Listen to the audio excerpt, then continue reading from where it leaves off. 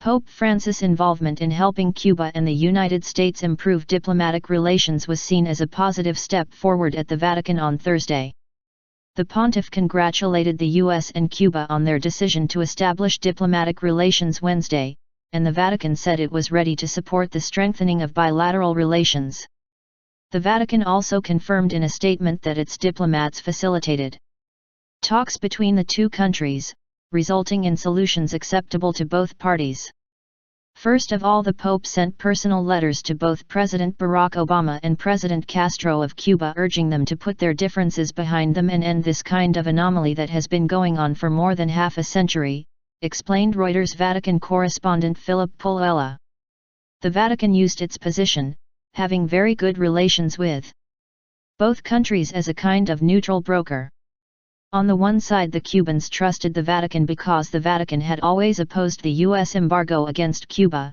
On the other side, the Vatican has very good relations with the United States. It has been involved in other similar mediations at a much lower level.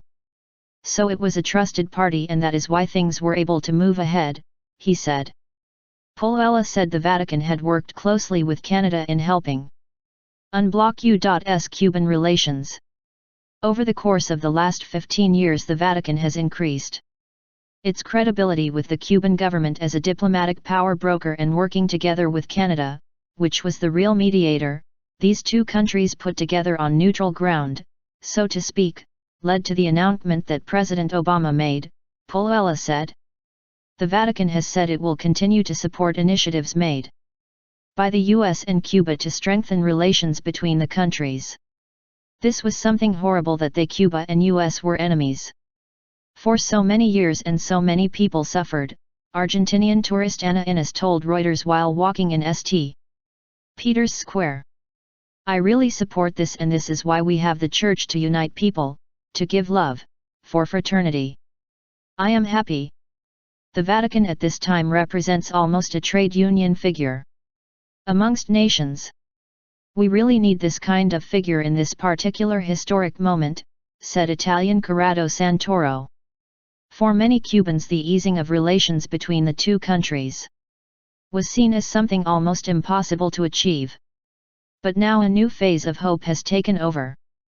Thanks to the Vatican and the Catholic Church, we can breathe an air of hope once more, said Cuban migrant Armando Begheri, who lives in Italy. We don't know where this hope will take us, but we really hope for the best, he said. The Vatican's work behind the scenes also gave hope for peace in other troubled areas of the globe. It is very good that the Vatican does good peace all over the world, said Israeli tourist Joseph Amir. The Pope needs to do peace not only in Cuba and the United States but in the Middle East as well, to give the people the hope that everyone is equal all over the world.